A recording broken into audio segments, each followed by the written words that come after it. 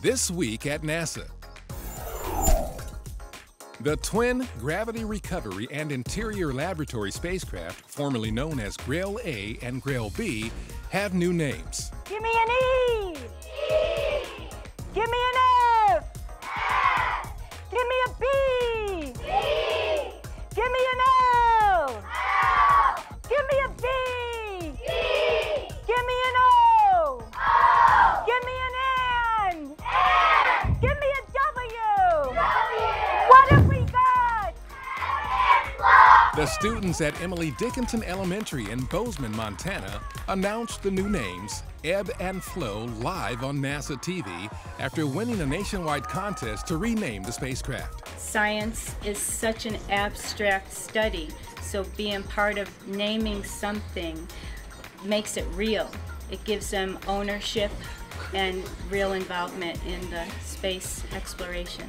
They noted the fact that Grail is going to be studying gravity on the moon, and that the effect of gravity on the Earth is seen every day in terms of tides that we have on the Earth. So they chose Ebb and Flow because it was the daily example of how the moon's gravity is working on the Earth. Ebb and Flow have been flying together in orbit around the moon since New Year's Day, collecting data designed to create a gravity map of the moon. Their mission will enable scientists to learn more about the moon, from crust to core, thus providing a better understanding of its origin. Ladies and gentlemen, we present the future home of Atlantis. The Kennedy Space Center Visitor Complex hosted a groundbreaking ceremony for the facility that will feature Space Shuttle Atlantis. Plans for the 65,000 square foot building include treating visitors to imagery of the Space Shuttle in flight, up-close views of Atlantis, and details about how the spacecraft functioned in space. Atlantis' mission in space is over, but its mission to inspire generations of potential space travelers is just beginning. And this facility will no doubt attract hundreds of thousands over the coming years. While construction is underway on its new home, Atlantis continues its transition and retirement processing in a hangar at KSC. The new Atlantis display is scheduled to open in 2013. Okay, ladies and gentlemen, welcome to JPL on the 14th Annual Invention Challenge. When the Invention Challenge first started 14 years ago, it was just a competition of engineering creativity between JPLers. Now, local middle schools and high schools have joined the contest, and the student teams outnumbered JPL teams 3-1.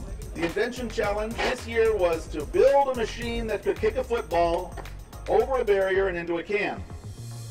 Simple. We'll see how simple it is. Each team got 3 tries in a minute to kick a football into the trash can. If it made it, the team got 50 points, 30 points if it hit the rim, 25 if it hit the side, and 10 points if it bounced inside the circle around the can. All right, contestant ready? Ready. Spotters ready? Timers ready? 3, 2, 1, go! We were the first JPL team up. We're a little nervous, and it went in 3 times in a row. The high school kids, I think there's about 4 on the board right now that have gone 3 for 3. I hope we don't have to compete against them because their machines are way better than ours. The student team competition ended in double overtime and 2 sudden death kickoffs. Ready? 3, 2, 1, go! Culver City High won with a rim shot. What sort of lessons are you going to take with you? Simple is always better. Oh yeah, Duct tape. Duct tape is the best. Today we faced a lot of challenges. Some of the stuff on our project broke, like the laser level we're supposed to use, so we had to just adapt and try to play through it.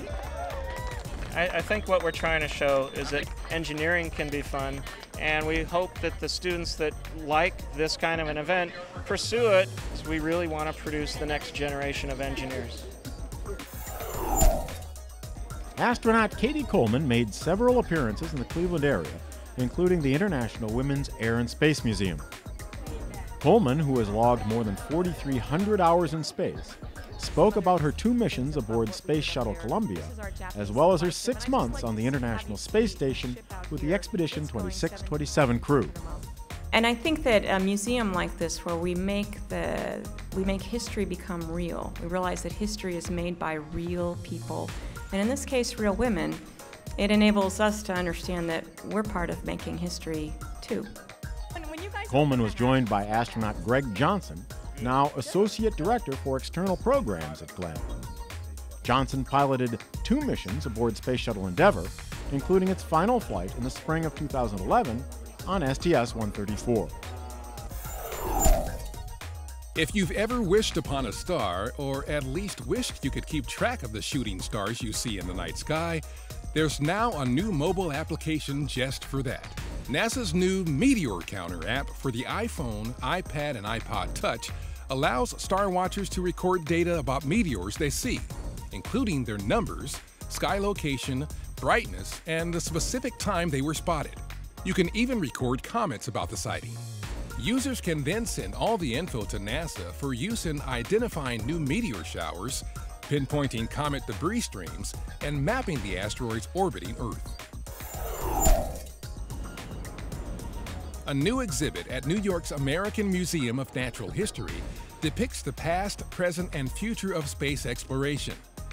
Featured among the display of dinosaur bones and other artifacts usually displayed in a Museum of Natural History is the work of the Hubble Space Telescope. HST has unlocked countless mysteries in space, while providing links to understanding more about the past here on Earth. The Hubble Space Telescope is looking at the natural history of the universe.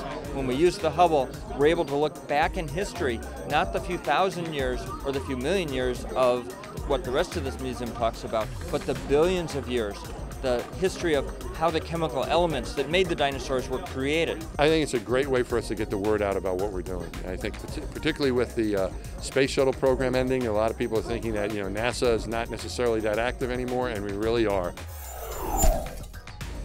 On January 24th, 1986, NASA's Voyager 2 spacecraft made a successful flyby of Uranus, returning about 8,000 images of the planet and its moons. Both launched in 1977, Voyager 1 and Voyager 2 have explored all the giant planets of our outer solar system: Jupiter, Saturn, Uranus, and Neptune, 48 of their moons, and the unique system of rings and magnetic fields surrounding those planets. Decades and many billions of miles later, both Voyagers are continuing their journeys to the boundaries of the solar system. January 26th is NASA's 2012 Day of Remembrance. On this day, we honor the 17 astronauts of the Apollo 1, Challenger, and Columbia crews, as well as the other members of the NASA family who lost their lives supporting the agency's mission of exploration. Once more, we thank them and the families they left behind for their sacrifices in the service of our nation. And that's This Week at NASA. For more on these and other stories, log on to www.nasa.gov.